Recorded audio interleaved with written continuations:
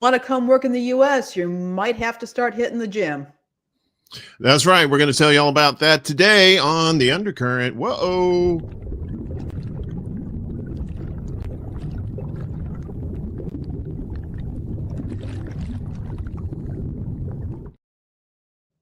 Good morning. Good morning. Good morning. Good morning, Uncle Warren. How are you?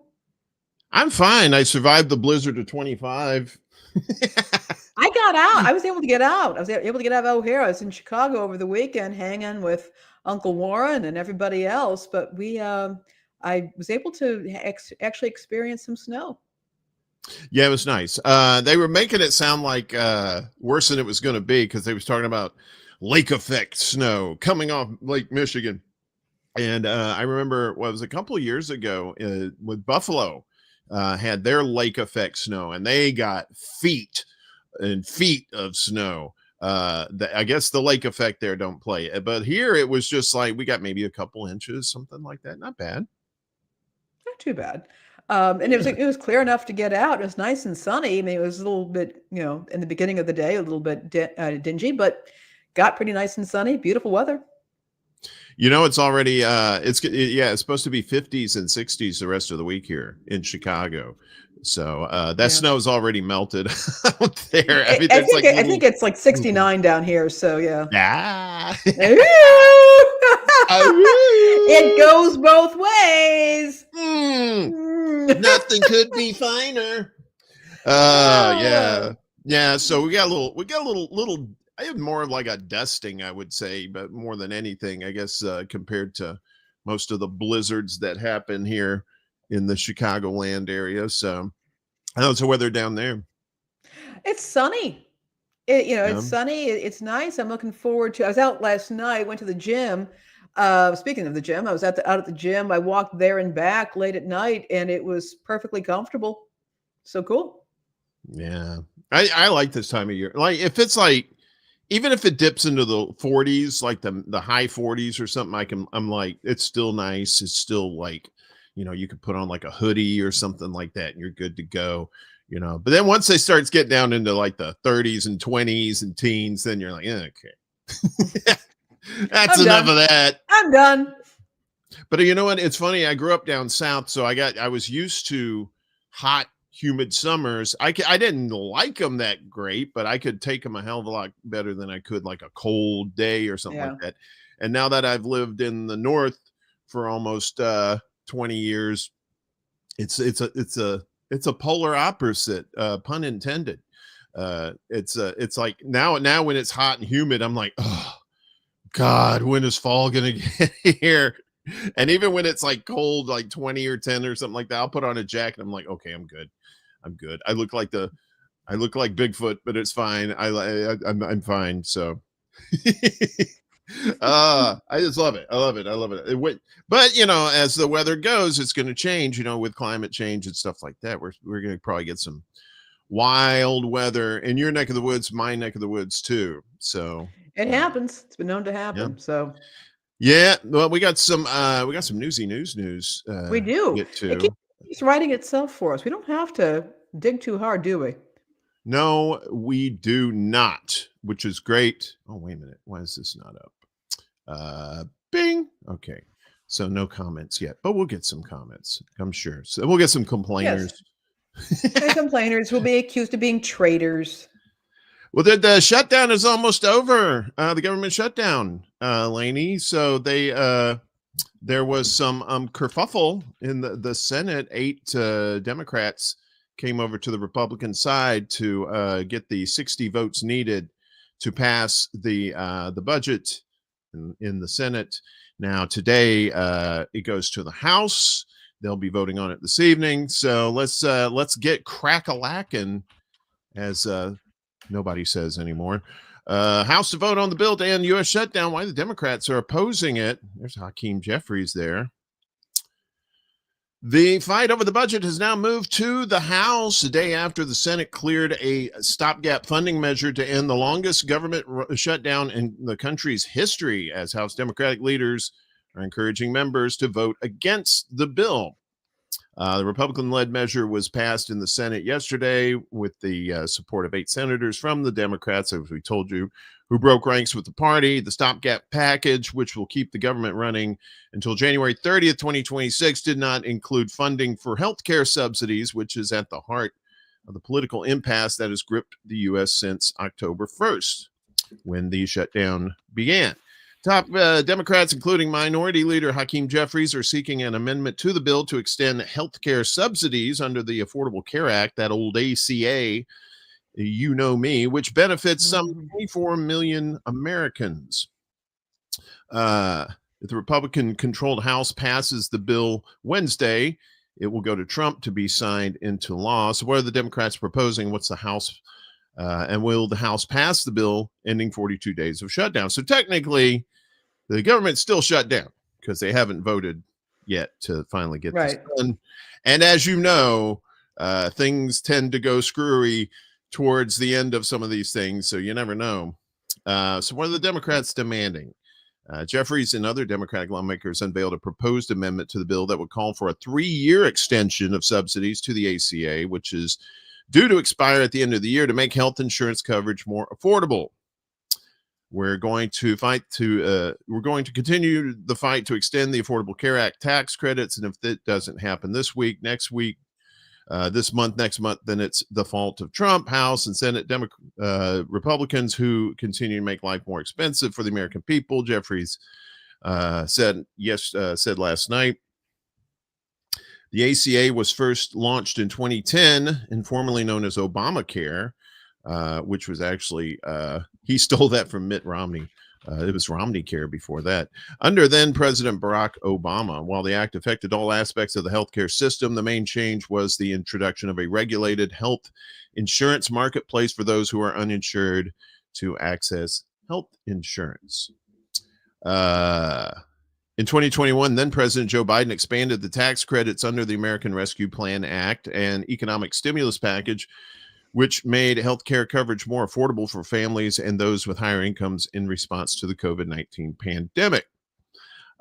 So in 2022, the tax credits were extended under the Inflation Reduction Act under Biden's administration, and it's those subsidies that will expire at the end of the year unless the Republicans agree to the Democrats' demands. However, this morning, the Republican majority House Rules Committee voted to reject an amendment to the bill that would later be voted on to extend enhanced health care subsidies for 3 years.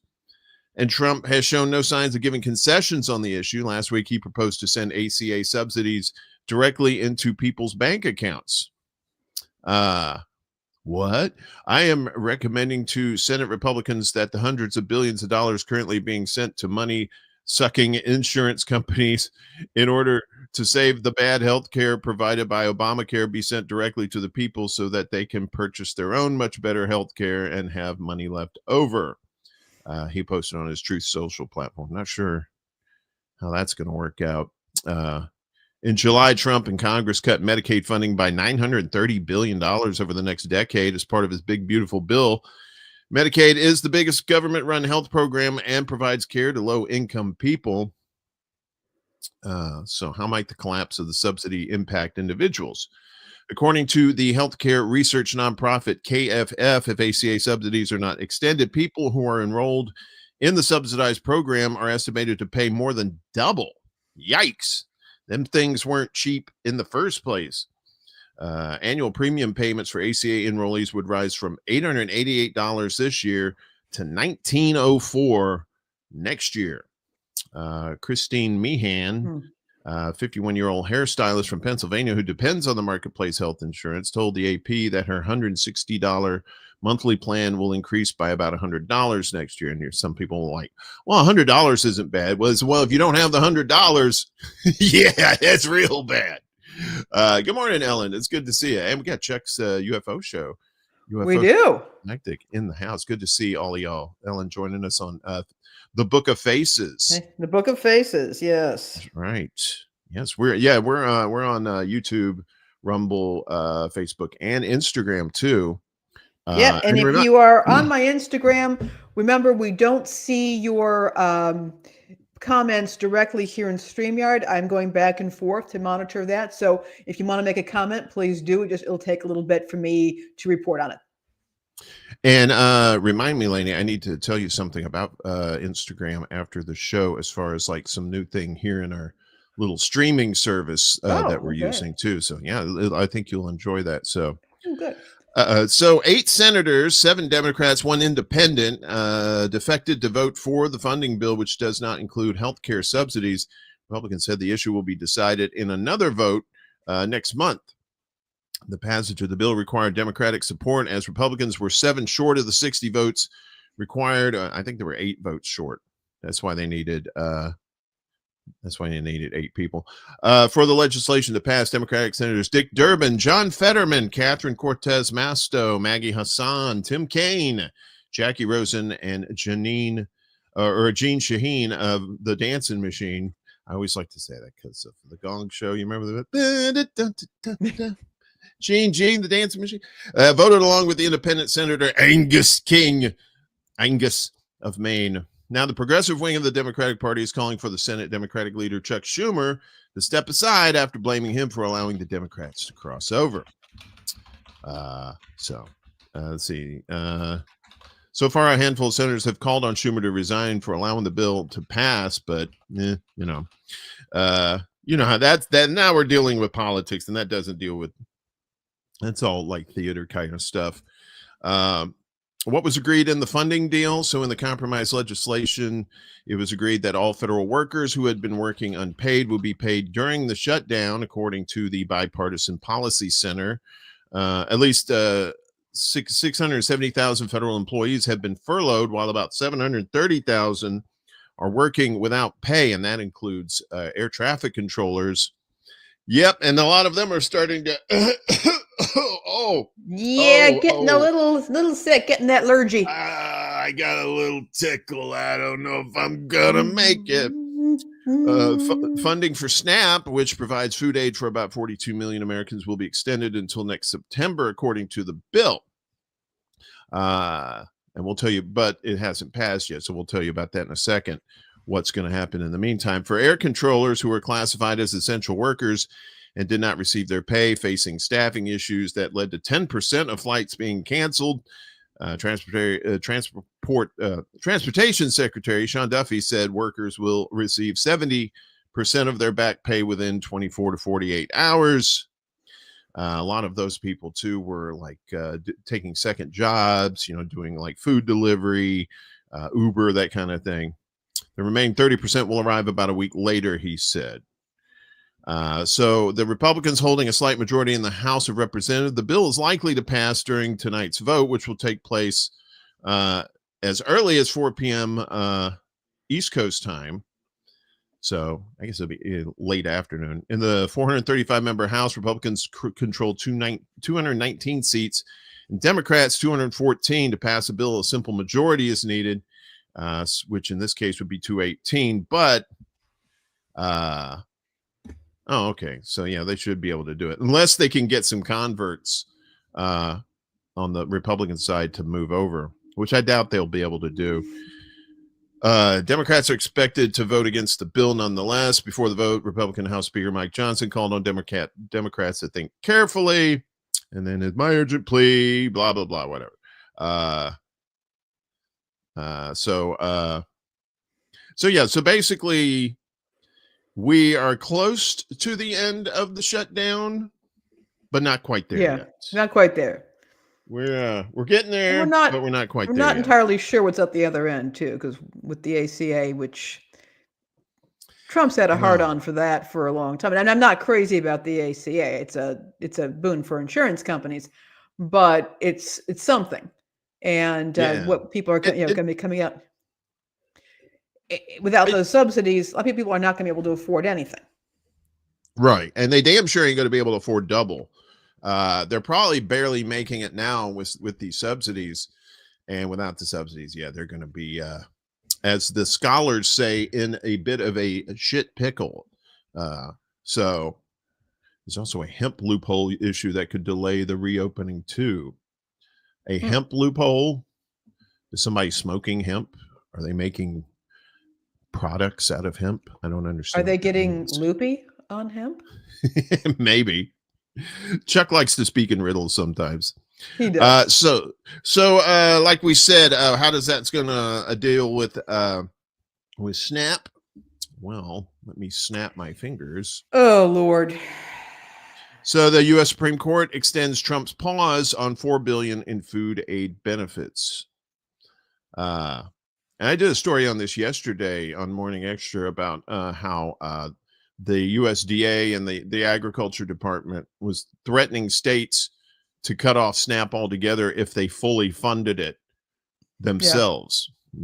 Yeah, and then there was the clawback threat, and that was, which I'm like, okay, right. Good luck with that. Yeah. So, yeah, things aren't bad enough in this country that you got to go screwing around with people's food like that. Yeah. So millions of Americans grappling with food insecurity will face more uncertainty this week after the U.S. Supreme Court enabled the Trump administration to continue withholding funds for food stamps.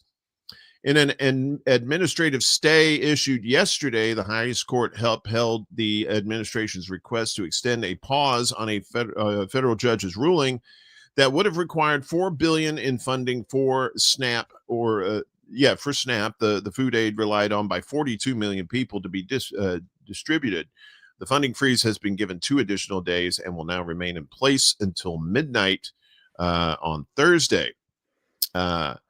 With the House planning to vote tonight or this afternoon on a package that could spell the end of the longest government shutdown in U.S. history, the administration has dug its heels in on fully funding the essential food program, insisting the funds will only be cleared when Congress comes to a compromise.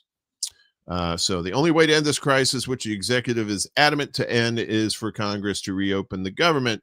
Solicitor General D. John Sauer, that's an appropriate name, wrote in the Trump administration's filing. Program benefits are funded federally but are administered by local and state governments. The funding lapse, a first for the largest anti-hunger program in the U.S., has caused chaos in states that were left in the lurch after they issued benefits they believed were authorized prior to the Supreme Court's decision. On Sunday, the U.S. Department of Agriculture directed states to immediately undo the aid already provided to low-income Americans. Let's take away your benefits that we already gave you. It remains unclear whether funds already issued by states will be reimbursed by the federal government, where coffers are already running low. To the extent states sent full SNAP payment files for November 2025, this was unauthorized. Patrick Penn, the Deputy Undersecretary of Agriculture, wrote in to state SNAP directors on Saturday. Accordingly, states must immediately undo any steps taken to issue full SNAP benefits for November 2025. So how are they going to undo that? I mean, if they've sent the money out. Yeah, it's a clawback. And the thing of it is, my suspicion is that most of the people who were receiving those benefits on their cards probably immediately went out to the grocery store and just spent it down, knowing that this is a possibility. So they could do the clawback. They could try clawing back from the states, but there's nothing there to claw back. I suppose they could go door to door and raid people's pantries, or they could even give them, some kind of an emetic and make them puke up whatever they've eaten. I don't know. I mean, yeah. Well, I mean, don't give them any ideas, right? I mean, we're like, yeah, they're not going to do it though, because we can't have medical care. So there's no doctors out to give them the medication to make them puke or pump their stomachs. I don't know. I mean, the whole clawback thing. I remember when that was issued, I was staying with a friend and she and I are looking at each other like, what the heck? But my guess is that they would probably wanted the states to go in, yank the money back off the cards from those folks who were unfortunately not able to get to the store in time. That's the only thing I can think. Yeah. So, like I said, we think that would be a crazy idea of them going door to door and taking food, but some crazy things have happened already this year that we never thought would happen, but here we are. Here we are. Yeah, here we are. Back and forth has left chaos and confusion in the wake as the USDA threatened states with penalties if they didn't comply. In a filing in the First Circuit Court of Appeals, a coalition of states argued that returning hundreds of millions of dollars would risk catastrophic operational disruptions for the states, with a consequent cascade of harms for their residents. Several state officials have already vowed to fight the order. If Trump wants to penalize states for preventing Americans from going hungry, we will see him in court, Maura Healey, the Democratic governor of Massachusetts, said on Sunday.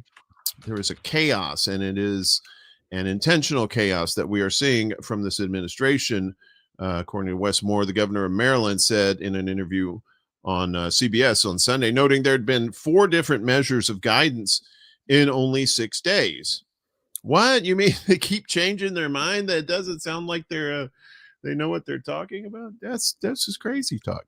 Imagine that. Yeah. I know, right? With only half of November's allotment issued to beneficiaries, pressure on food banks and local agencies trying to keep pace with the need has been immense, with the Thanksgiving holidays quickly approaching. Yeah, only a few weeks.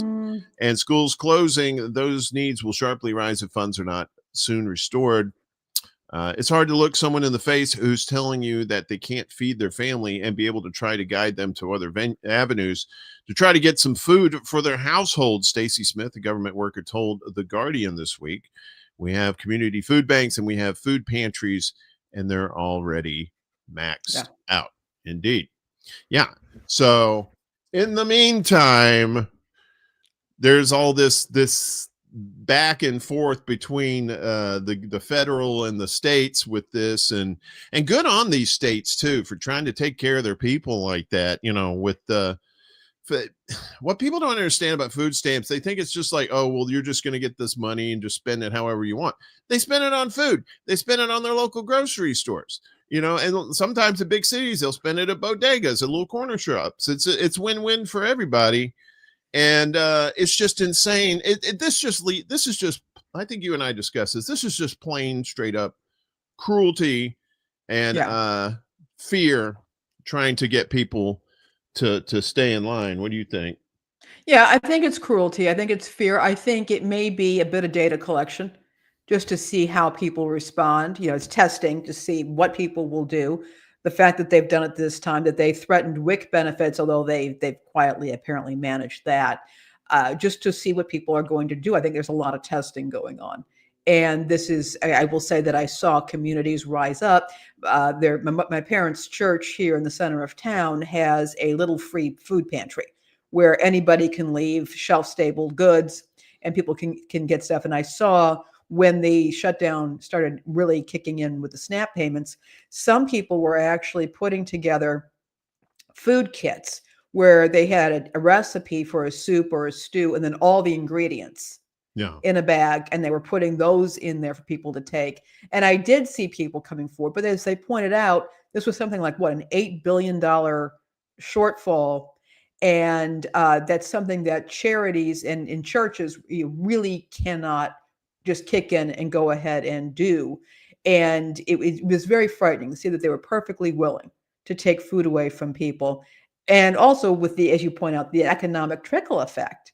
It's the stores, it's the trucking companies, it's the food manufacturers, the warehouses.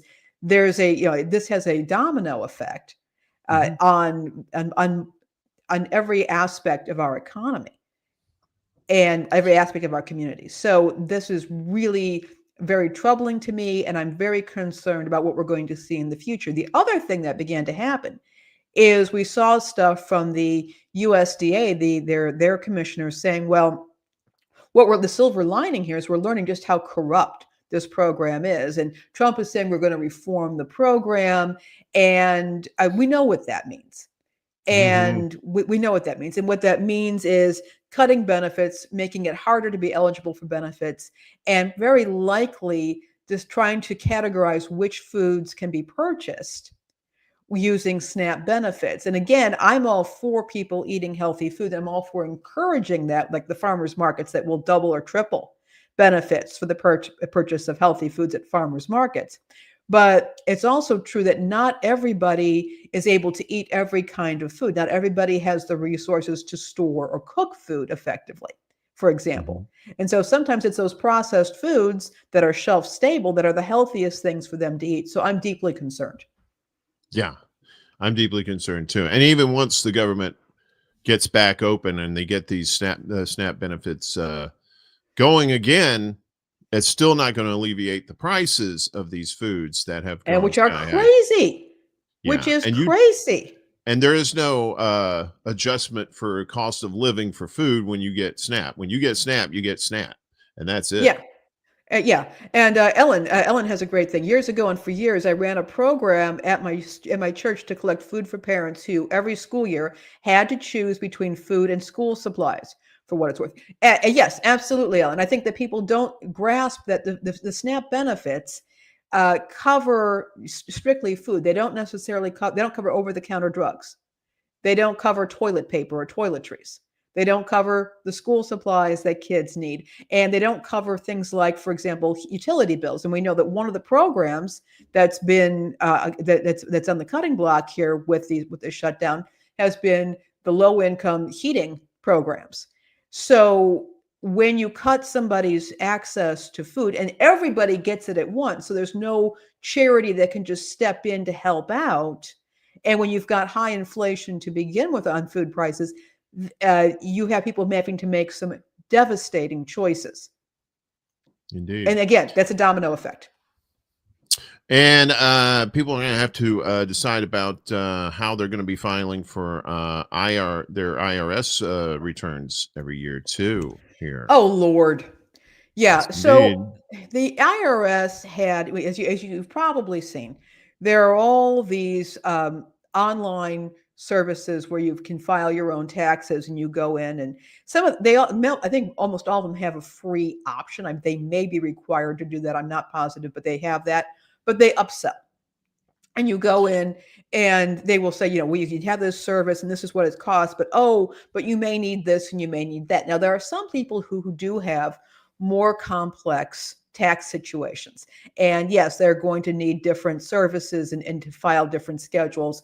But in many cases, for many people, particularly people who who are not self-employed, who are simply working a standard job, who do not have deductions, who are not making a lot of money, a simple tax filing service works great. And the IRS was testing, or it's trialing its own direct file program, so that you could get free tax prep. And that was an absolutely essential thing for a lot of people who don't want to spend a lot of money to get their taxes managed. And now the federal government has canceled it, saying that it's a failed program, even though it was never really promoted or pushed. Well, let's get into it. So IRS officially kills direct file. They called it a failed program. They offered millions free tax prep.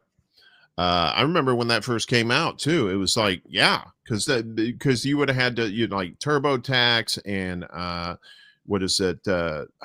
What's the some of the other tax H&R Block. H&R Block and others, they charge you a fee, and this was free. And like, well, we can't give people free. That's socialism. So the IRS Direct File Program, a free federally funded tax filing service, will not be available for the 2026 tax season, the agency informed state officials last week. I think that we have better alternatives, I'm sure, said Treasury Secretary Scott Bessent. Told reporters at the White House today it wasn't used very much, or I guess it was last week. It wasn't used very much, and we think that the private sector can do a better job. Yeah, good job, private sector. You're doing a hell of a job, Brownie. In the private sector now, aren't you? Let's see, healthcare. Direct File was launched as a pilot in 2024 with the goal of simplifying tax filing for Americans and providing an accessible alternative to third-party services like TurboTax and H&R Block, which have a reputation for upselling users. This year, IRS Direct File expanded. It was available to certain taxpayers in 25 states before its termination. An IRS memo to states last week confirmed what many have long expected was coming. In April, Trump administration officials referred to Direct File as a failed program, citing its steep price tag relative to how many taxpayers used it. On November 3rd, IRS official Cindy No informed state tax offices by email that Direct File is now closed for the 2025 tax filing season and won't be coming back.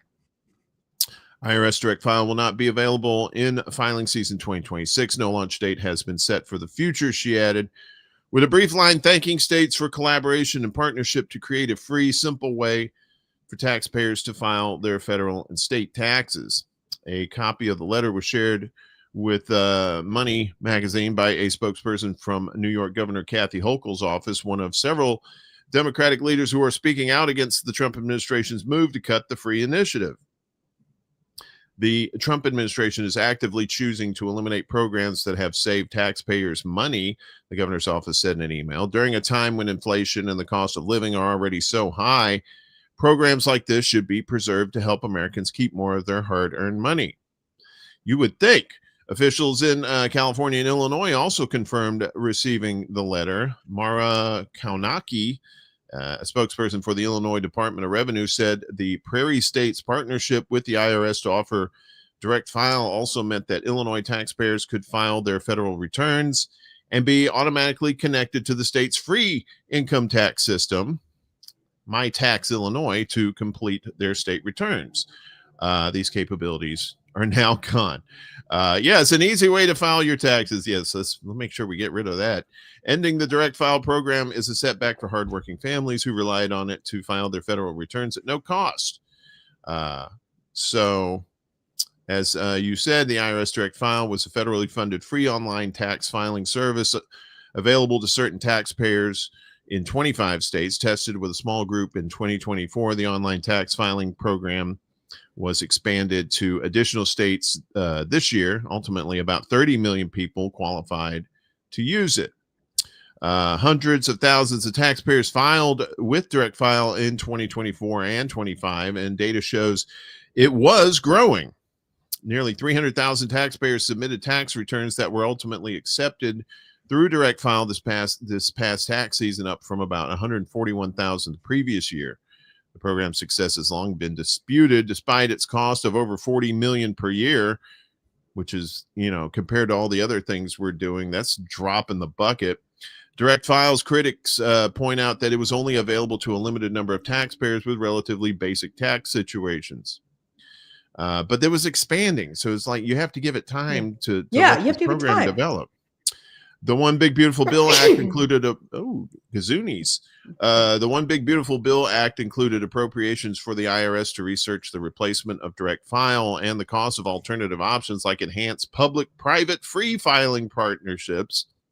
Yeah, if you got private in there, this is an oxymoron. Private free, yeah, that ain't happening. Once the bill became law, the Trump administration used it as license to fully cut Direct File. Billy Long, who was the IRS commissioner from June to August, said at Tax Summit in July, "You've heard of Direct File. That's gone. Big, beautiful Billy wiped that out. I don't care about Direct File." He added. I'm sure he doesn't, because he can probably afford to have his taxes filed. So, how to file taxes for free without Direct File. This is probably the most important part here. So, in the absence of Direct File, taxpayers under a certain income threshold can consider Free File. And is that okay. All right. So a separate option to file taxes for free via IRS partnerships with tax software companies. Let me put that in the old chatteroonies here, if we can get that in there. So you should be able to that's the link for Free File. During the 2025 tax season, filers earned $84,000. Earning $84,000 or less could get online tax prep at no charge. Folks over the limit could make use of Free File fillable forms. There's a lot of alliteration there. Both programs are expected to return next year. Andrew LePage, spokesperson for the California Franchise Tax Board, says that California taxpayers can continue to use our longstanding CalFile service to file their California state tax return online for free directly with FTB. Free File allows for free guided tax preparation through companies like TaxSlayer, and EasyTaxReturn.com. Taxpayers may have to pay fees to file state returns. As IRS Direct File is eliminated, some advocates are arguing that the Free File option isn't enough. Hochul's office said that the Trump administration's decision to kill the direct file program shows how far they'll go to put special interests over the needs of everyday Americans. And Senator Ron Wyden, Democrat out in Oregon, said in a statement that the only thing Trump accomplishes by doing this is stealing from working class taxpayers to pad their profits of giant rent-seeking tax software companies. The IRS did not respond to Money's request, blah, blah, blah. So they don't want you to pay taxes, but if you're going to pay taxes, make sure that you're paying to get them filed. Right? Free market. Yeah, and as you pointed out, they didn't really give this program a chance. Right. You only file your federal taxes once a year, and so it would make sense, give it. It was growing, give it a chance, publicize it more, let people know that it's available to them. You develop partnerships with community organizations. To let people know about this particular option. I mean, the IRS does have some good programs for people, including they train tax preparers who work on a volunteer basis in communities to help people out with their sources, with their resources. Yeah, I think part of this too is the fact that it was started. I think it was started under Biden, right? It was in 2024. Or was it? Yeah. It was started under Biden. It did, yeah. And this may be, to me, it just sounds like another petty thing that Trump's rolling back just to spite, to own the libs, as the phrase goes, which is it's pretty sad because this is something that really could have helped people. What's not helping people is fraudulent ads on Facebook. If you're into that kind of thing, if you buy stuff off of Facebook, you ought to be ashamed of yourself in the first place. Unless you're using that the marketplace. Sometimes you can get some good stuff in there, but yeah, sometimes. Meta is earning a fortune on a deluge of fraudulent ads, according to documents. Meta projected 10% of its 2024 revenue would come from ads for scams and banned goods, documents seen by Reuters show. That's the outlet here. And the social media giant internally estimates that its platforms show users 15 billion scam ads a day. Among its responses to suspected rogue marketers, charging them a premium for ads and issuing reports on scammiest scammers, the scammiest scammers who ever scammed. Meta internally projected late last year that it would earn about 10% of its overall annual revenue, or 16 billion, from running these ads. That's from internal company documents. A cache of previously unreported documents reviewed by Reuters also show the social media giant for at least 3 years failed to identify and stop an avalanche of ads that exposed Facebook, Instagram, and WhatsApp's billions of users to fraudulent e-commerce and investment schemes, illegal online casinos, and the sale of banned medical products. Yikes. You're buying banned medical products off of Facebook. Jeez. On average, one December 2024 document notes the company shows its platform's users an estimated 15 billion higher risk scam advertisements, those that show clear signs of being fraudulent, every day. Meta earns about 7 billion in annualized revenue from this category of scam ads each year. Another late 2024 document said. Much of the fraud came from marketers acting suspiciously enough to be flagged by Meta's internal warning systems, but the company only bans advertisers if its automated systems predict the marketers are at least 95% certain to be committing fraud, according to the documents. If the company is less certain, but still believes the advertiser is a likely scammer, Meta charges higher ad rates as a penalty. According to the documents, the idea is to dissuade suspect advertisers from placing ads. But if they're making like money hand over fist, of course they're going to be able to afford the higher ad fees, and then who benefits from that? FB, or Meta, I guess in this case. The documents further note that users who click on scam ads are likely to see more of them because of Meta's ad personalization system, which tries to deliver ads based on a user's interest, aka getting up in your business. Hey, let me look at this stuff. Oh, look, you're so creepy and offering me the stuff I was just looking at. That's very, very creepy. The details of Meta's confidential self-appraisal are drawn from documents created between 2021 and this year across Meta's finance, lobbying, engineering, and safety divisions. Together, they reflect Meta's efforts to quantify the scale of abuse on its platforms and the company's hesitancy to crack down in ways that could harm its business interests. Meta's acceptance of revenue from sources it suspects are committing fraud highlights the lack of regulatory oversight of the advertising industry, said Sandeep Abraham, a fraud examiner and former Meta safety investigator who now runs a consultancy called Risky Business Solutions. Dun, dun, dun, dun, dun, dun, dun, dun. You take those old records off. Sorry, that's that movie, Risky Business. If regulators wouldn't tolerate banks profiting from fraud, they shouldn't tolerate it in tech, he told Reuters. That makes sense. In a statement, Meta spokesman Andy Stone said the documents seen by Reuters present a selective view that distorts Meta's approach to fraud and scams. Oh, it's a selective view. It's in documents. That's not selective. It's all in the paperwork. The company's internal estimate that it would earn 10.1% of its 2024 revenue from scams and other prohibitive ads was rough and overly inclusive, Stone said. Baghdad Bob over here. The company had later determined that the true number was lower because the estimate included many legitimate ads as well. He said he declined to provide an updated figure. That's yeah, I'm sure he did. The assessment was done to validate our planned integrity investments, including in combating frauds and scams, which we did, Stone said. He added, we aggressively fight fraud. His nose was growing when he said this. And scams, because people on our platforms don't want this content. Legitimate advertisers don't want it, and we don't want it either.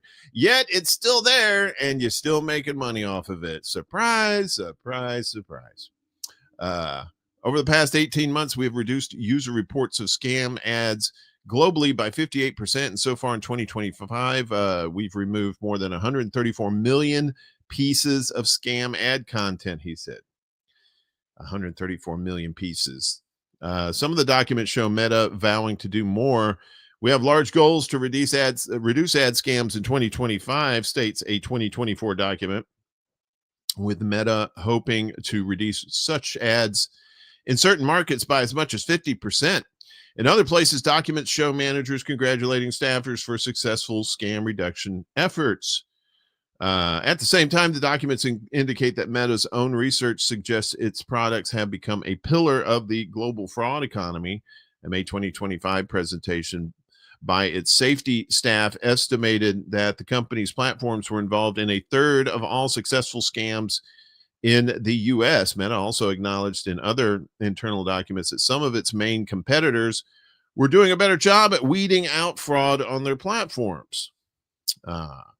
So it's easier to advertise scams on Meta platforms than Google, concluded an internal Meta review in April this year of online communities where fraudsters discuss their trade. Wow, fraudsters have a little thing, they have a community. I didn't know that. The document didn't lay out the reasons behind the conclusion.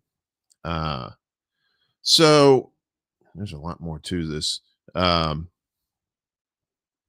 But to say, I guess to TLDR it, this is not something new that Facebook has been dealing with. I mean, we've seen all kinds of scam ads and stuff. If you've ever been on Facebook for a significant amount of time, which I used to, I don't as much anymore, but I would see those all the time, right? Yeah. Going back to the, especially the political ads. Remember the political ads with the Buff Bernie ads? Oh, yeah, man. Yeah.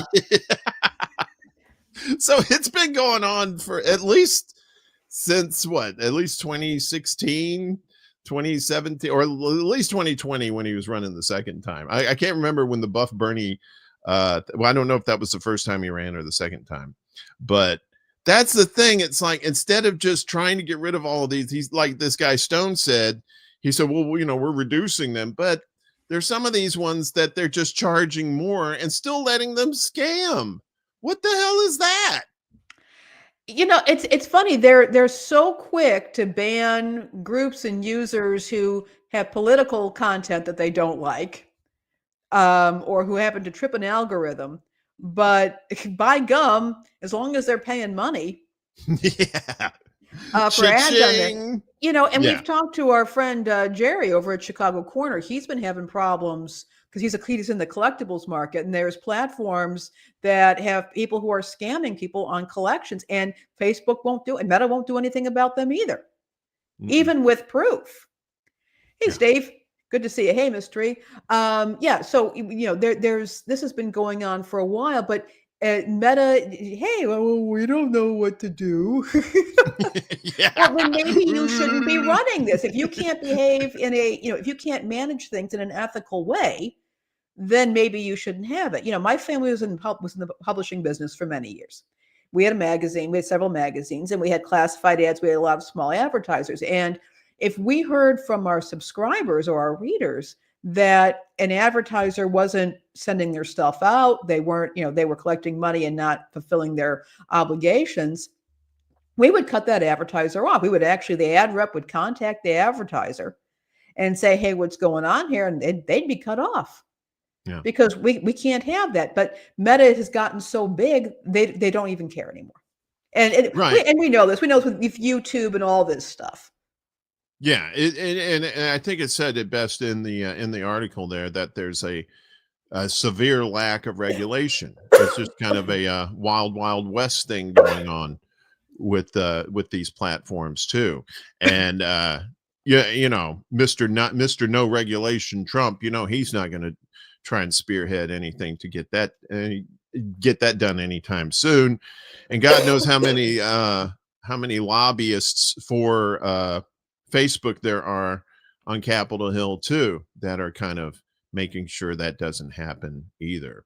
So yeah, wild stuff. Well, speaking of wild, you have the catch of the day here with talking about how there's new visa rules for people who are visiting the United States, and it has something to do with changes in health status or just whatever their health status is, right? You want to Yeah, go it's ahead and actually get not things about started? just visitors. It's about people who want to come and work here, people who are applying for work visas, people who Right. are looking to maybe settle here. And in all of this, we tend to focus on what's going on in Chicago and in Portland with the ICE agents going around and pepper spraying 1-year-olds and that sort of thing. But there's other things going on that maybe are not getting as much attention, but that could have a huge impact on people who wish to immigrate and settle and work here in the U.S. So there are new guidelines for the immigration officials officers who are going to be reviewing these applications. And right now, if you want to come to the U.S. on a work visa, if you want to settle here, there is basic health information that is inquired about. They want to know, do you have tuberculosis? They don't want you to have tuberculosis if you come here, and that's understandable. They want to check that your vaccines are up to date, although heaven knows with MAHA if that's going to continue to be an issue here. They might be looking into certain health conditions just to get an idea of how healthy you are and whether you are likely to become what is called a public charge, that is dependent on taxpayer money for long-term medical care or rehabilitation. Funnily enough, we don't seem to be concerned about everyday citizens becoming public charges because we don't want to really give them affordable health care. But I guess hypocrisy is the rule of the day. However, what's going on now is that there are new guidance being provided to the immigration officers, and they're being asked to consider a bunch of different things that they have not had to consider before. So they're looking at things like They're going to be looking at things such as physical fitness, whether they have a cardiovascular disease, diabetes, respiratory diseases, cancers, metabolic diseases, neurological diseases, mental health conditions, many of which are just, can be very easily and effectively managed because they can require hundreds of thousands of dollars worth of care. And so they're looking at things like, and they're looking at things like obesity, which they're saying this can cause asthma, sleep apnea, and high blood pressure. And they have to include that in their assessment. But there are problems with this. First of all, the current Foreign Affairs Manual, the State Department has said a visa officer can't reject an application based on what if. There are a lot of people out there who have chronic health conditions, who are able to manage those conditions and manage to lead, relatively long lives.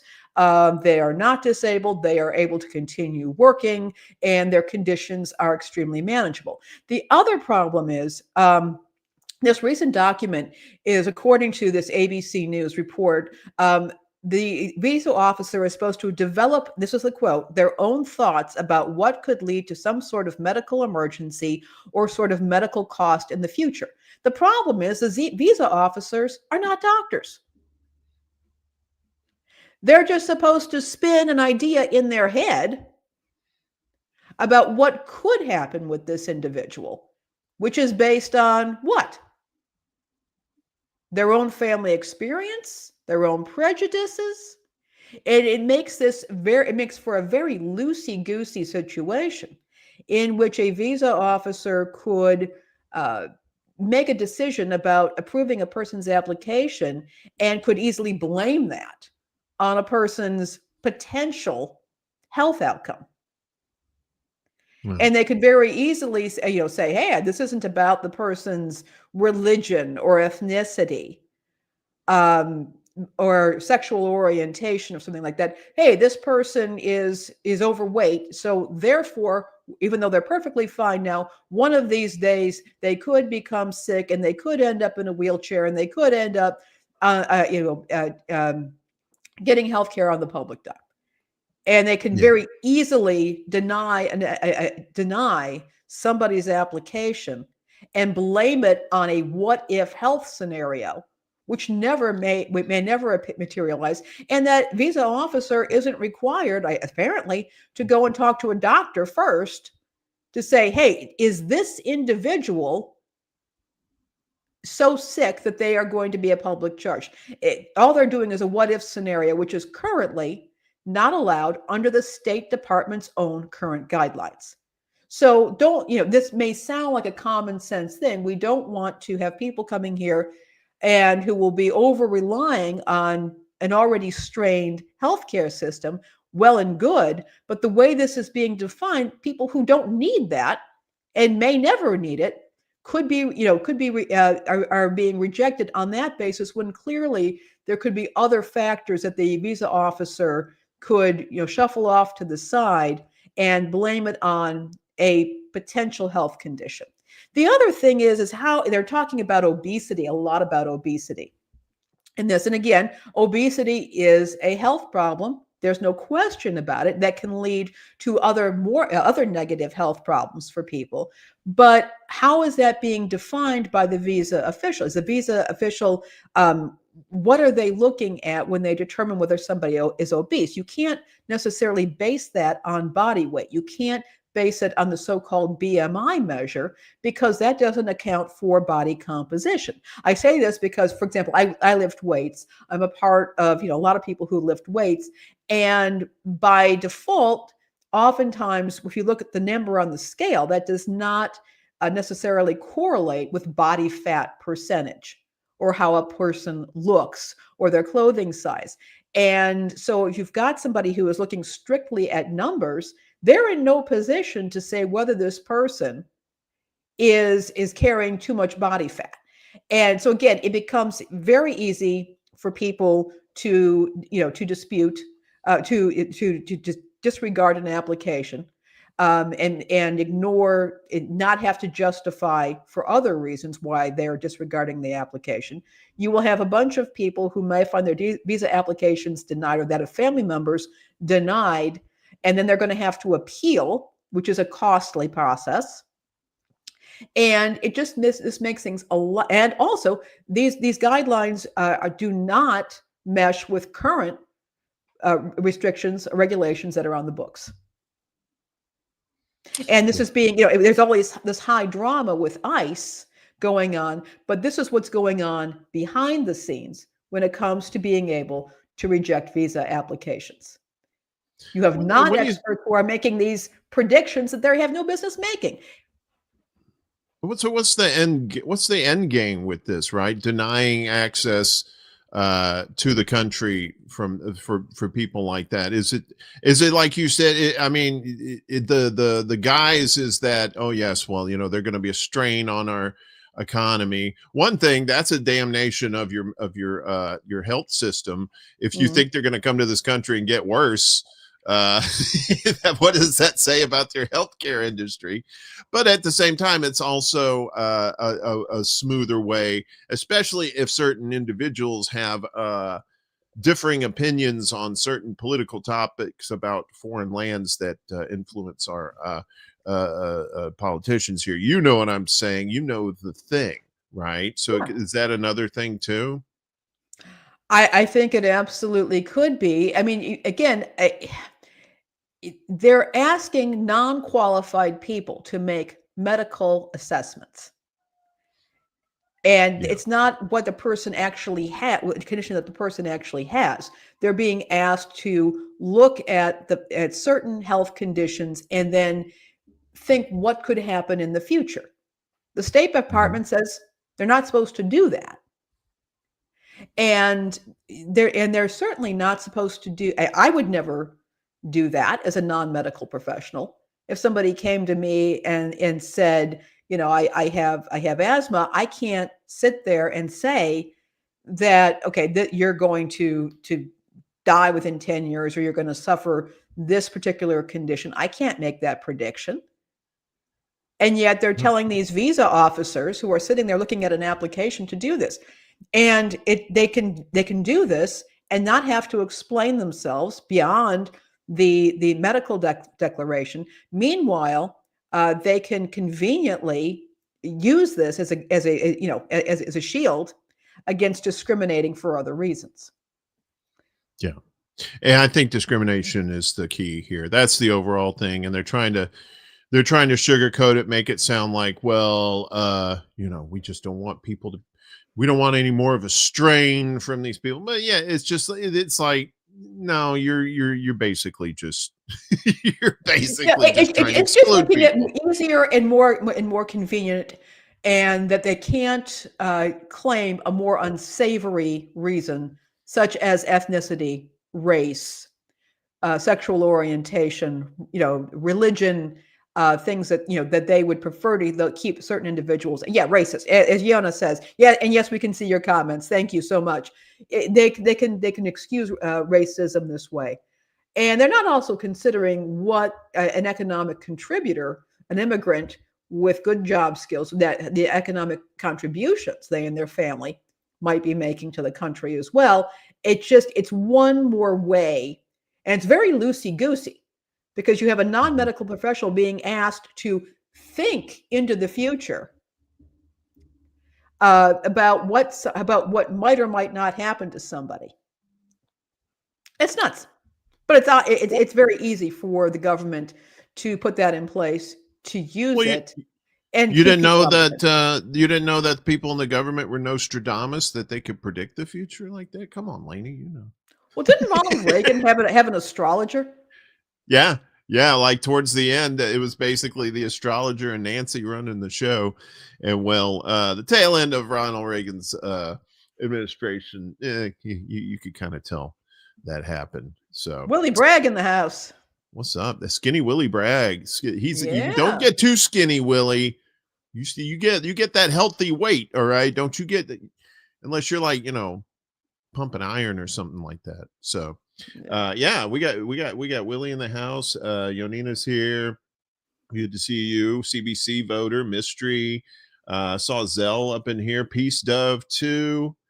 What else we get? Bella. Oh, Bella's up in the mix. What's up? Yeah, I saw Good to Max see you. earlier. Yeah, Saw Max. Kate dropped in. Yeah, Kate dropped in too. Good to see all of you We got guys. We Tucker. got It's all great to see you all.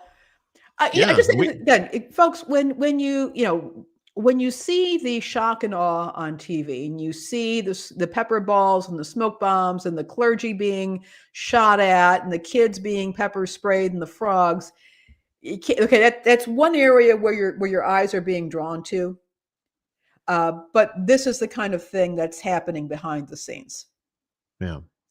Yeah, it's terrible. And like I said, it is racism, but it's also too what they've been doing with college students too is revoking visas, especially those who were protesting certain places, Israel, for example.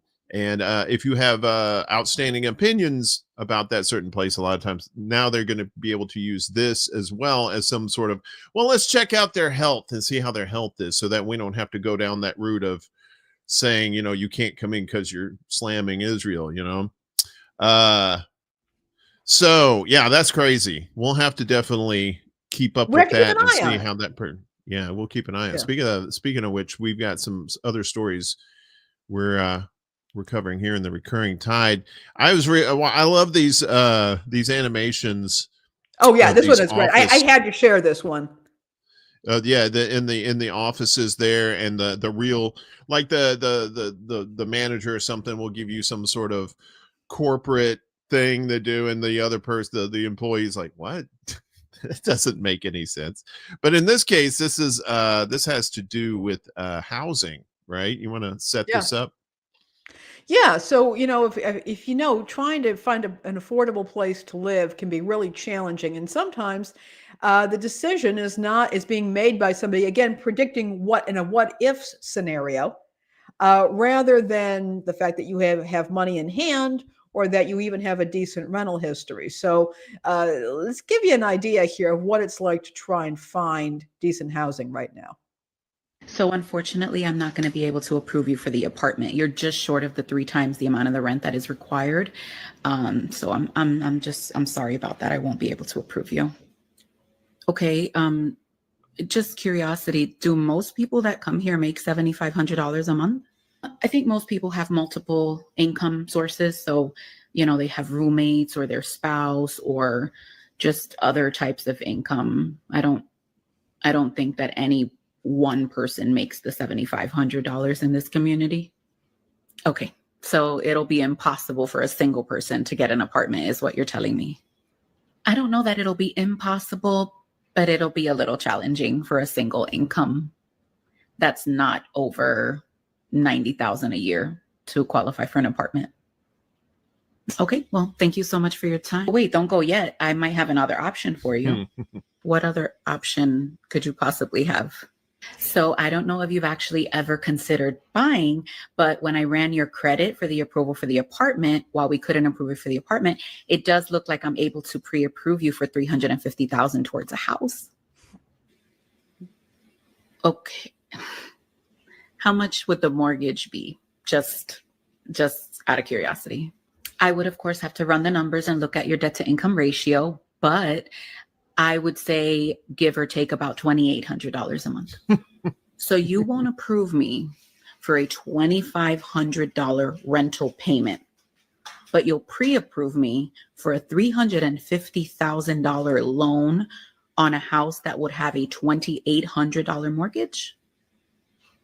Please explain to me how that makes sense. I wish I could. It doesn't exactly make sense. I wouldn't know how to explain it to you in a way that wouldn't also confuse me.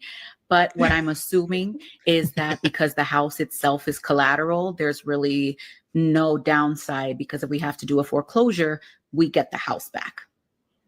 Yeah, but when people are renting, you can do the eviction process, which is essentially the same as the foreclosure. So you still get your property back for non-payment. So that explanation makes no sense. You're absolutely right. But I wouldn't know how to explain it to you in a way that, again, wouldn't confuse me while I'm trying to explain it. So if you want to get started on the process, we could get you approved in a few days.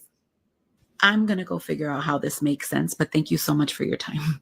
So unfortunately, I'm not going to be able to approve you for the apartment. You're just short of the 3 times the amount of the rent that is Oh, required. is that it? That's it. Yeah. Okay. I thought I stopped this from looping. Okay, never mind. Yeah, well, yeah. So the moral of the story is housing is ridiculous. Yeah. These days. And it makes no damn sense. No. Yeah. No. And you wonder why people are, so confused about it too. And it's like, well, yeah, I've heard all my life that, yeah, you want to buy because your mortgage payments a lot of times will be cheaper than rent, right? And there's tax benefits, and you're building up wealth, and it's all that. But buying is not all that people ever want to do. Sometimes people don't want to buy. There are some good reasons to not buy, particularly if you're not planning to be in an area for a while. But yet you've got a person who's trying to rent a place, and they're being subjected to these ridiculous standards, even if they're able to make a substantial security deposit, even if they have a good job, even if they have, no history of evictions or things like that, by gum, they can't find a place to live. So I just wanted to address that. It's the fact that people are not a priority. No, they definitely are. And then but you see, in addition to that, you have all these corporate entities buying up residential properties too, your BlackRocks and your various other major institutions like that are doing that and driving up the prices as well because of that. It's like, oh, well, these houses sold, this house, the price of this house is going to go up. And you're talking about, like, even if you go down south to like maybe Arkansas or Mississippi, you're seeing like $1 million homes in those places. And you're like, who the hell can afford that? And even some of the rents down there are starting to come up too. Oh, it's insane where I'm living right now. I lucked into my situation. I'm living in this tiny little shack, but next door to me, the homes that are next door to me, 1.5 mil. Yeah. I live in the one of the most desirable neighborhoods here. And because my landlord, God bless him, did not want to sell out and wanted to be able to continue to provide housing to people. And so I'm very fortunate. Zilpa, okay, is asking about the 50-year mortgage. I was just listening to a story about that this morning. Trump's talking about the 50-year mortgage. What real estate person would enable a 50-year mortgage? Yeah, one of the problems with that is that it's much harder to build wealth with one of those, but it means that somebody might be able to buy a home. And we've gone around and we've enabled the Airbnb phenomenon. Mm-hmm. People owning these multiple homes and then turning them into short-term rentals, which has spiked things up. I can tell you, Uncle Warren, and maybe we'll talk about it later, but my parents' church here in town, they're looking at building affordable housing on church property. Interesting. And that might, if our folks here, let us know in the chat, would you be interested in hearing from the clergy person who's spearheading this? So there's some interesting stuff. So there's some other community ways of doing this. But the bottom line is, and we know how this is back in the Bay Area, and this has been going on for 30 years, where you have school teachers, city workers who can't afford to live in the communities where they're supposed to be serving. Yeah. This is a problem for everybody. And I don't think it's going away anytime soon. But I thought that particular cartoon was really funny. Yeah, those Veronica cartoons are very on point when it comes to the ridiculousness of the business world in general. Talking. I like how they talk about like they'll talk to an employer, and an employer will say, "Well, we need you to do this. Well, if I do this, I'm going to have to charge you this. Well, you can't do that. Well, yeah, you did this to me, so I can do this to you. And it's just this back and forth of like all this nonsense that these companies are trying to scam you with in order to get you to, to try and either rent in a particular certain situation or buy in a certain situation. But at this day and age, it's getting to the point where not hardly anybody can do either. So Now you've got something here from the Guardian about the HMRC benefit fraud in the UK. Yeah, we normally focus on the US here, but I thought that this was a very telling thing. Effectively, what was happening is the UK, they have, for some lower income families, they get a children's benefit payment every month. And as always, you have these to quell the population. The agencies that administer these payments will go ahead and try and check out whether people are trying to scam the system. And so what these dunderheads did, hey, Anonymous, what these dunderheads did was go in and look at flight data. And they were finding people who had supposedly left the country but never flew back. So they were cutting off the benefit payments, saying that these folks had left the country and were no longer eligible for their payments. Well, the thing is that these folks it may have seemed like they had left the country. They had actually never left the country at all. They had a ticket, but they were unable to travel because of illness or something. And without bothering to follow up or investigate, the agency just went in, cut these folks off, and said, "Oops, you're no longer living in the country, so we've cut off your benefits." They've turned around and said, "What do you mean? We're here. We're right here." Well, you left the country and you didn't come back. No, we never got on the flight. Yeah, it sounds like a scam. Like, yeah, I'm still here. No, you're not. You're hallucinating yourself. In Northern Ireland, 78% of cases were initially incorrectly identified as not having returned from trips abroad. 129 families were flagged during the pilot as having left the country when only 28 had actually done so. Or, they might have gone over to another country, and then they may have taken a boat back or something like that. But the point is that they'd left the country to do something or not. And or they didn't leave the country at all because somebody got sick, and the dunderheads, the absolute dunderheads running the agency, never bothered to consider what might have happened.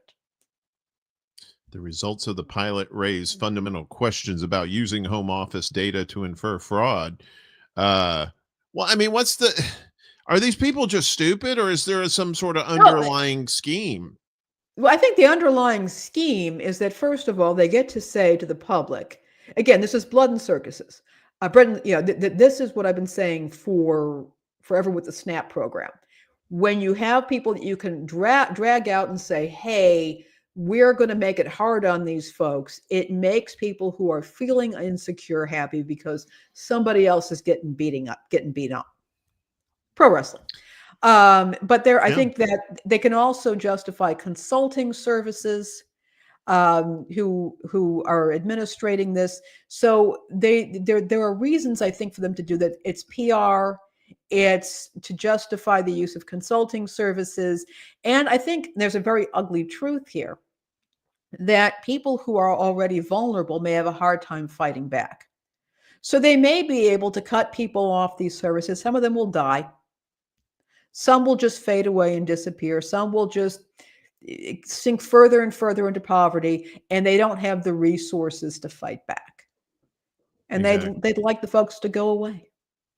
Yeah, and that seems to be the general theme of how people are getting screwed over, not just there, but here too, is people don't have the resources to fight back. That's why we have to fight back collectively, safety in numbers. But so far, it's slow. It's happening, but it's really, really slow.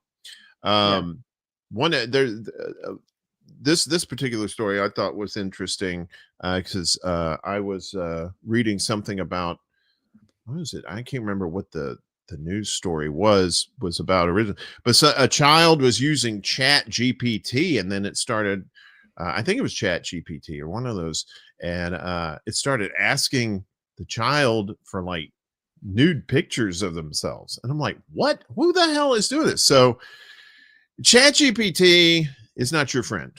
Okay. Yeah. I take it with a grain of salt. I use it for some sort of, like, if I have technical questions about programs and stuff like that, and then I can go back and double check it, because a lot of times it's wrong. But in this case, Chat GPT security risks, how to spot dangerous links in AI responses. So this is, if you're familiar with AI chatbots like ChatGPT, you probably know that they're not always accurate. However, it doesn't stop people from using them for quick answers, kind of like an advanced search engine is. Well, a lot of times people use this.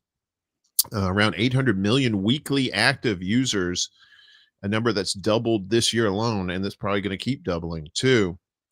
As we said, they get stuff right, but while convenient, AI can state inaccuracies, and worse, it can occasionally suggest unsafe or fraudulent links. It happens more often when you ask for financial website logins or crypto platforms. Our over-reliance on tools like these means we're becoming more vulnerable and trusting of their outputs. Here's why we shouldn't be, and how we can spot dangerous information. So did you want to go more into this? Well, I wanted to share it with folks to be aware of this, that people are using these large language models to get advice. They're asking for advice about legal matters. They're asking for advice about medical matters in some cases. Now, I know ChatGPT, they're trying to restrict that a little bit more, but other systems may not have those restrictions. And people are using them to shop for things, to find products that they're looking for. And they're being offered links and things that just may not be serving you at all. And it's people who are testing these machines, who are doing so with ill intent, maybe delivering bad information. There's also been people who have been putting malicious links and websites online for a very long time. Mm-hmm. And it's not always easy to parse those out. And since human beings don't do a great job, AI may not be doing a very good job of it either. And poor data sources, old data sources that have not been verified, this information is getting out there, and I'm putting out there for our viewers, for our listeners, and basically, folks, particularly right now, where people are getting a whole bunch of misinformation about finances. Again, losing the direct tax filing service, difficulty trying to get housing, if you have friends and family who are facing immigration concerns or their SNAP benefits. If there's ever been a time when we need reliable information, it's so easy to go to ChatGPT or their cousins.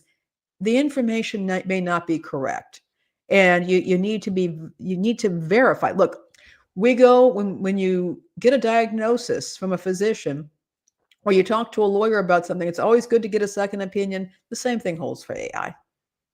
Yeah, and if you're looking up, if it's providing links to you, this is some good how to spot the dangerous links in a thing. So what it says, before you click anything, hover over the link, and it'll show you the whole web address to that link. Look for misspellings, added characters, estranged. There's a lot of times that you see in your like when you get email, like phishing kind of emails, and you'll see something like it'll say from like some major company or something. Then when you see it where it's from, it'll say like, Klingon letters at blah, blah, blah, whatever, that's fake. So it's kind of the same thing there. And also this is good for any of, not just Chat GPT, but any of your web browsing activities. Yeah. You want a secure site. So you want it to be in the web address where it says HTTP, you want it to say HTTPS, and that's the secured, where HTTP itself is not secure at all. This is particularly, this is a Retail Insider publication that this article comes from. And there are, a lot of retailers now that are moving to ChatGPT or AI shopping. Instead of just looking at the website, they actually want you to use this engine to help you find things. And okay, that's well and good, but if you're sitting there with your credit card out, ready to start buying, a malicious link in there, it could drain all your money and you don't get the product that you ordered. Right. Which is so. I would suggest, like, if you're doing like an Amazon or some sort of like major company, Target, whatever you're doing, use their apps.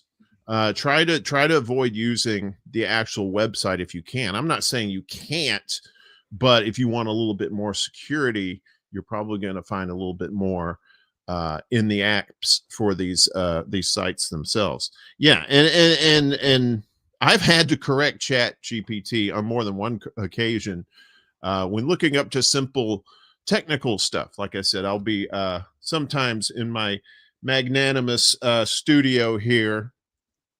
Eyes roll. Sometimes things get, some things get updated, and it's like some programs don't talk to each other. So I get on Chat GPT, explain the problem, and it'll tell me like, oh, okay, well, this is what you need to do. And 9 times out of 10, well, I'll say 8 times out of 10, it provides like a solution for you, which is great. It's a helper, it's a tool. But when you rely on it constantly, and especially for stuff like legal and medical matters, you really, really, really, really, really have to be careful about that kind of stuff. So, speaking of data, there's this is a fun one. You want to talk about this one? Okay, this publication, by the way, I recently discovered this publication, 404 Media. It's kind of a tech bro newsletter. A lot of it's behind a paywall, not all of it is, but if you're looking for some really excellent independent coverage on tech issues that's well written, even though for those of us who are not tech heads, this is absolutely a publication to check out. So what's going on is there is a town that in Michigan that doesn't want a data center to be built in their town because it's going to use up a whole lot of water and a whole lot of energy.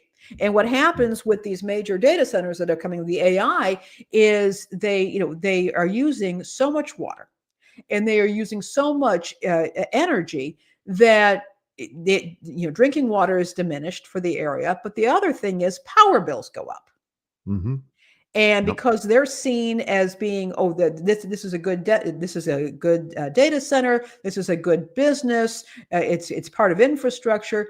The cost of all that gets pawned off on the community who are maybe already struggling with power bills. And as we know, power bills, even programs that can help low-income people pay their power bills can be chopped off and cut off at the whim of the government, as we're seeing right now.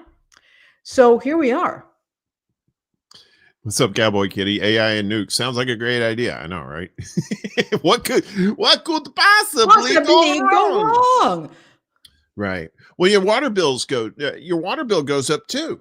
So that's another utility that you have to find a way to pay for, because these jokers coming in and putting up so in California, I know the water situation there was due to a lot of the Los Angeles and a lot of the almond farmers around there were using just a lot of water, and of course Nestle out there too, buying up a lot of water. So now and that was probably I was hearing about that like about maybe 15, 16 years ago. And now it's come around to where it's not just places like that. It could be anywhere. It could be any small town where they can find cheap land that's close to water sources and these power sources. I'm like, well, why don't these companies just power their own things, right? Why don't they use solar or whatever and power their own data centers? I don't know how much wind or solar you would need for that, but to pull it off of the public grid like that is just insane. And and you hear a lot of stories about these people getting their electricity bills like doubled because of not because of the usage, but because of the price per wattage or kilowatts, whatever they're using. It's insane. Yeah, it is. And this small town is saying we don't want to deal with it. We simply do not want to deal with it. And Good for we're going to them. see more stories like this. Folks, I would absolutely advise you to look into this and to be aware this is happening in your community. Understand that this is not just they're saying, well, we're bringing jobs and and that sort of thing. Yeah, but if that's going to be costing people, if bringing the jobs is offset by people having to pay more in utility bills, having to deal possibly with pollution, water shortages, that's a real problem. Yeah, and this is such a relatively brand new problem that these communities are starting to face, right? So that's where you have to nip it in the bud. You need to get into your town hall meetings, get with your local officials and stuff, and talk to them and say, hey, look, we like these people, and say, hey, look, we don't want this here. This is not going to benefit us at all, unless they can find a way for the owners of these data centers to bring back something to the community, which they're not going to do. They're there to use up the resources, and the citizens be damned. So yeah, this is that's that. Yeah, we'll definitely keep an eye on that, because I'm pretty sure there's going to be more and more of these kinds of stories popping up within the next year or so, especially as these AI advances, and they're going to need more power, they're going to need more energy, more water, that sort of thing. Look at that. Some states are indebted to wait, what was it? Can you put that back? Sorry. Was it some states are indebted to data centers? One in Texas is owed high tens of millions by the state. Yeah, see, and putting a stranglehold on counties and states like that. You have to stop that now. Otherwise, if it's allowed to flourish, it could be in your town. It could be in, I have family and friends down south who live in rural areas. It could be down there too. So we'll definitely keep an eye on that. So I haven't made a graphic for this yet. I'm gonna do this too. But we got to keep an eye with the press pool here. Yeah. We got why visuals still matter inside NPPA's fight for the future of photojournalism. It was several years ago that the Chicago Sun-Times, one of our well-established newspapers, basically, just made all their photographers freelance. And, they really didn't have much in the way of editors and that sort of thing. And I think it's tragic. It's a real tragedy in journalism to see that photojournalism, that work of capturing photos by actual photographers, people who have been trained in photography, not just somebody who can point and shoot one of these, not saying there's anything wrong with that, but the idea of people who have been trained to take good, compelling photos. And of course, the photo editors who understand the importance of getting photos that are accurate, that accurately depict scenarios, shooting, and who are able to identify the people in them, to verify the validity of that photo, which is becoming increasingly important in a time of AI. It is absolutely critical that photojournalism be respected, and I think that there's been less respect given to it. I was talking to a dear friend of mine who teaches young journalists. He's a communications professor, and he said one of the things that he's encountering is back when he and I were in school, when reporters were going out, even the young cub reporters, they would have a photographer or a videographer with them. Now the students are actually expected to go out, report, and use their own phones, and then to edit everything and to select the photos, or if they have access to a stock photo, to select that stock photo. And they're not getting the professional input that they need. So it's the National Press Photographer Association is speaking out and is saying, we want to promote accurate photojournalism, particularly at a time when people are no longer trusting visual evidence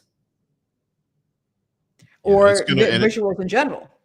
And Yeah, it could what you have to have and an AI is integrated at the system. fault of that too. I mean, because you're Yeah. starting to see more and more video and audio and photos that are created in AI. Right now, they can still detect that it's AI, but I would say in a year's time, you're probably not going to be able to, so Well, you and some of need these that. videos that I've Yeah. seen in particular, I mean, you have to look a second and keep in mind, not everybody has great vision. And you've got some older folks out there, for example, who may not really know what AI is all about. They see Yeah. something in the paper and they believe it. Now, nobody should be doing that. And I agree that we all need to be critical. But should we have to work that hard to determine whether we're seeing a photo of something that's actually happened and that hasn't? Right. And I've managed a blog for a company for many, many years.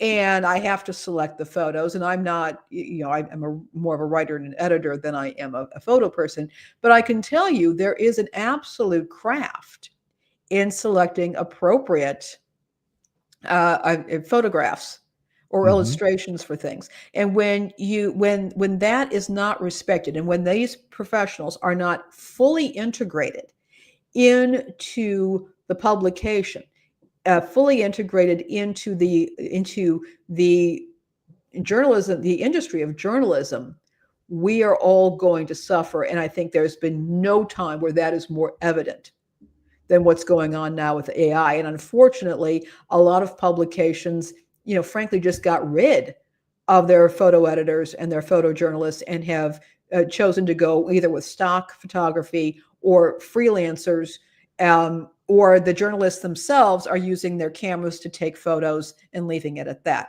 This is very critical because people tend to operate on the seeing is believing, and this can lead to Hmm. folks believing things that just aren't accurate. Well, you're starting to see too now. Well, you have been for quite some time with the advent of things like TikTok and Instagram, where you have vertical video too.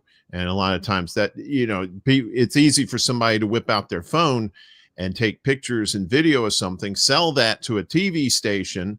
I've seen a lot of that too, like a lot of for fires and like a lot of emergencies and stuff like that. They will buy they've been doing that for some time. Like they will like someone would take a picture of something, and if the TV wanted to run it, they said, well, we'll give you credit, and we'll pay you for it, and that sort of thing. But now it seems like the citizen journalists, it seems like, have severely outnumbered the actual photojournalists out there. It's almost a lost art, to be honest with you. Like, especially if you remember like photography from like National Geographic and stuff like that. So, and like the way, not just like this the scenic pictures and stuff, but like the pictures of people, right? You're seeing the eyes of someone who's suffering in a story, right? Where everything else is blurred behind them. That's the magic of photography. That's the magic of capturing more layers of that story than just what the story itself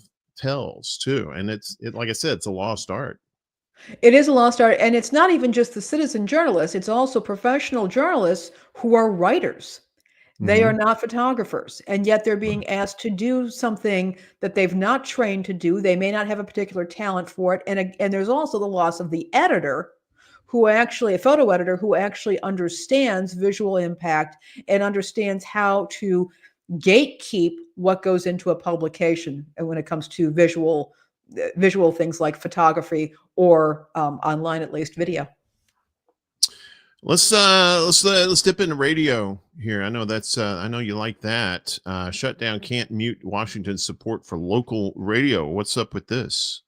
Well, there is still plenty of legislation that's coming on. It's going on through. One is happening that are supporting local radio stations, which by default focus because of the fact that their broadcast transmitters have limited range, even if they are streaming. Local radio can bring news and information to communities. And one thing that has happened is the local Radio Freedom Act has gained 10 additional co-sponsors in the House of Representatives. And this is a bipartisan coalition that is objecting to any new performance fees, taxes, or royalties that would be required to be paid by local radio stations. This is oftentimes being framed as, well, the artists deserve their royalties. I absolutely agree with that. But instead of pushing that onto the radio stations, the record companies could try compensating people more, as could the streaming services out there. So what this would do is it would prevent additional requirements or taxes on music performances on the radio, and instead say, hey, record companies, do your job and pay your artists accordingly. So that is one thing that is coming up. The other is that the Voices Act is continuing to see action. One of the things that the Voices Act would do is it would revive the minority tax certificate program for broadcast ownership. So what that is, it was something that has gone moribund, but many people would like to bring it back.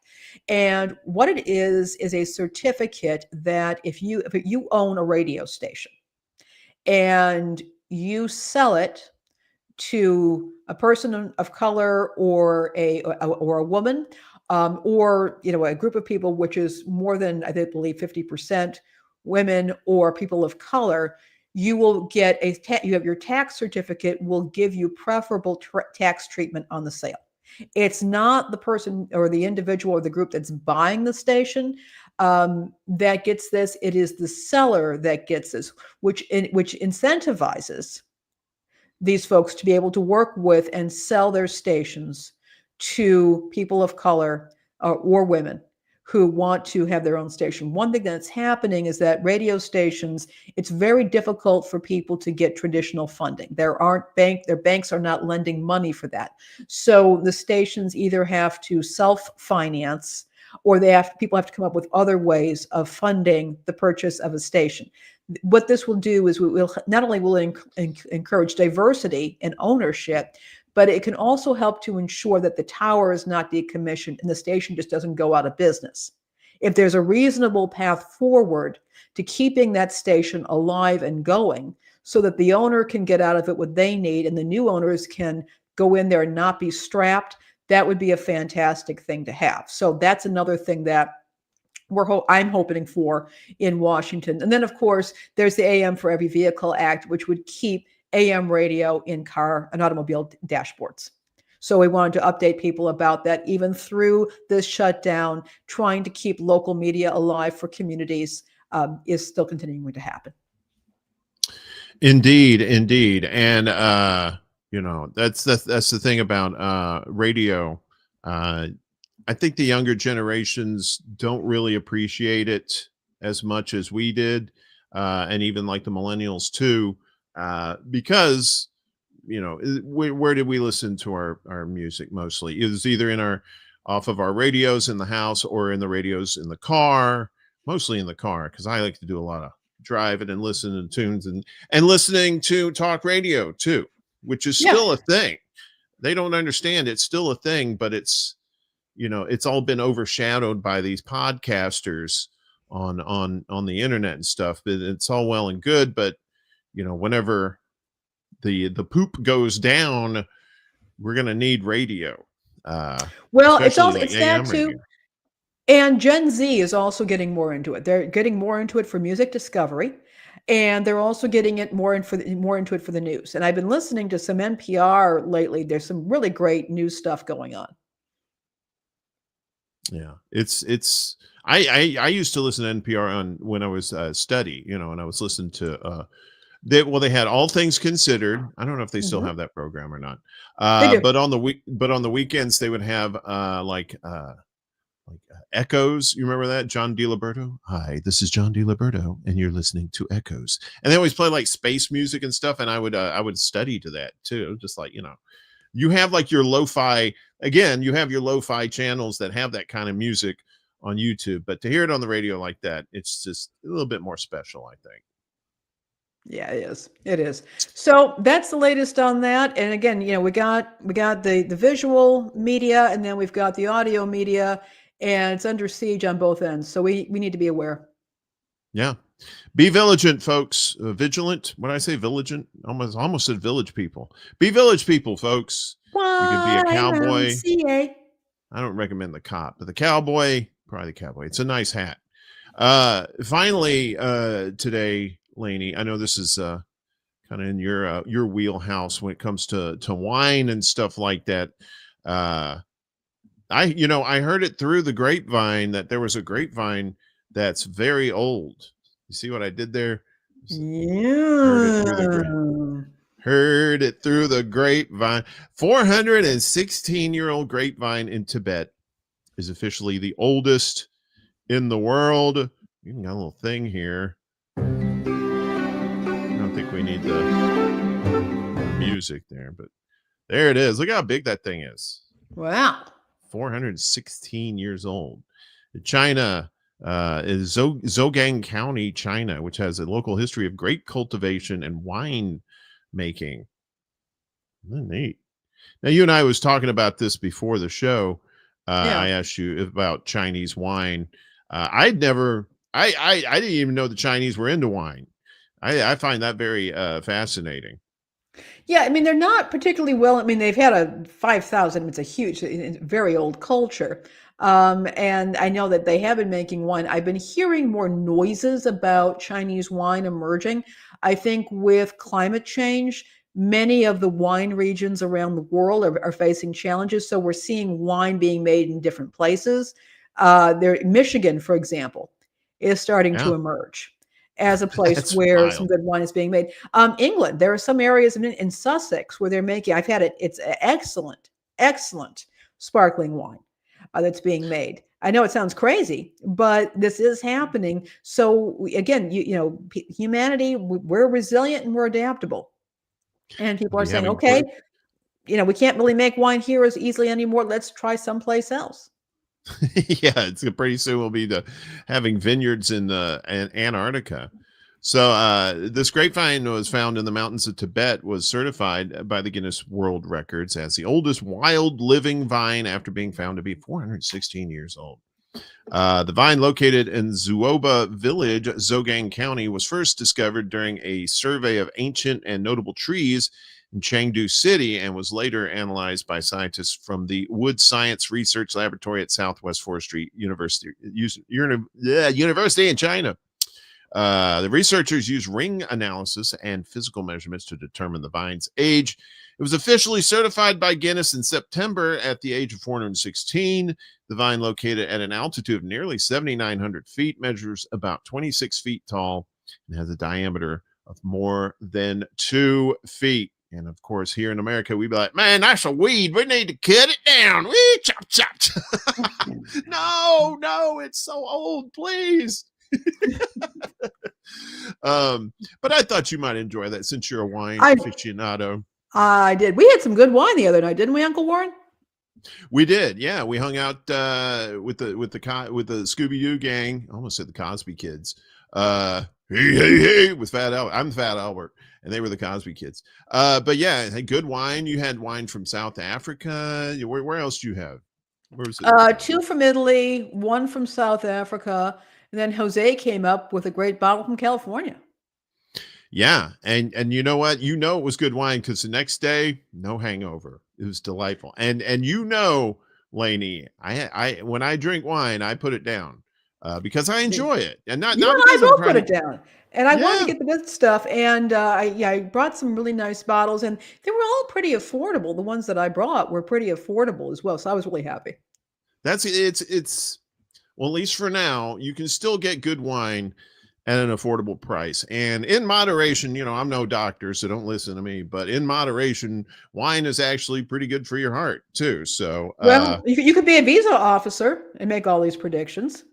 Yeah, that's true. The visa officers, they know everything about health and the future of your own personal health. I'm going to go talk to a visa person today and say, hey man, what do you think about 10 years? And he's like, no, dude. No. Oh, the visa guy, he's doomed to me. Well, that was good stuff. Very good, man. We are almost to 2 hours again. These shows just fly by, Lainey. There's a lot of good information that A lot you of good provide. information, and we got a lot of Yeah. good folks who come in with their own comments and their own contributions. Really grateful to everybody. Thank you so much. Yeah, Steve Wolfbrand. Yeah, good to see you. Thanks everybody. Yeah, we're on YouTube, on my channel, but also on the Undercurrent channel. Check it out. It's the Undercurrent for you. It's in our link tree here, so all our contact and information is in the link tree there for you. I ask if you're watching on on my channel, that's great, but if you could subscribe to the Undercurrent for you, the number 4 and YOU on YouTube, that would be great too. We want to build that channel up, and Lainey and I have our channels on Facebook that we're using. I think at some point we might actually, if we get to it, we may actually make a Facebook page just for this. We'll see how the future pans out. We'll ask the Visa guy about that too, if we can, because since he's a futurist. What you got anything coming up, Lainey? Any world travels? What do you got? No, going I'm on? back. I'm back here. Was back home in Chicago for my brother's memorial service. This has been one hell of a month, starting a show and dealing with the passing of my brother. But thank you to everybody who's been so kind and supportive through this. And now I can really start, getting my hands in and getting this show going big time. There's a lot more that I want to do with it, I know, and that all of us want to be doing. So again, I want to thank everybody for your kindness and support. And the folks that have bled over from the Extra Bowl community, I really do appreciate you checking out this show and supporting us. It's a great community, good people, very, very kind, very, very generous, and generous with with their time and sometimes with their money too. And it's just but the important thing is that we're trying to provide you the information that you can actually use. The news you can use, but that's more pertinent to your situations rather than just having, he said, she said, ridiculous, personality conflict stories that, those are a dime a dozen. We're trying to actually provide you with some real information that hopefully it will benefit you. Myself, I will be back on Friday for Morning Extra at the same time as this show, 11 a.m. Eastern, 8 a.m. Pacific time. And of course, the secret show will be back Saturday night at midnight Eastern and 8 p.m. 9 p.m. I always have to do the math in my head. I'm not good at math. I took last week off, but I was kidding around with the folks yesterday saying that you were cracking the whip on me and you wouldn't let me off last Wednesday, even though I begged and pleaded. You said, no, you'll be there or else. So no, I'm just kidding. You were a good I love boy. doing this show. I'm here to help you. I'm here to be a part of this and help inform people as well. I like what you do. I like everything that you're about as far as like the information that you provide, because you're no bullshit. And we got plenty of bullshit. We don't need that. We need non-bullshit. Any final thoughts before we get out of here? I want to thank everybody again. Keep your eyes open, ears open. If you go to our link tree and you have a tip or a story idea, you can either send through our regular email or through Proton Mail for more security. We do want to hear from you. We're here to serve you. If there are things that you want us to report on, let us know. Yeah. We want to do that for you. And don't forget, down below, we've been scrolling the link tree, but we also have our Substack, The Undercurrent for you. Did I do that right? Right. And if you could subscribe to the YouTube channel, that would be fantastic. Yeah, we're just a little acorn that's starting to sprout out of the soil. So hopefully we'll be a giant tree soon, providing leaves and leaves of knowledge. I don't know what kind of analogy that was, but yeah. I got nothing. Thanks everybody. We appreciate you on all our channels watching this. We'll see you next week for more of The Undercurrent. Peace. You heard.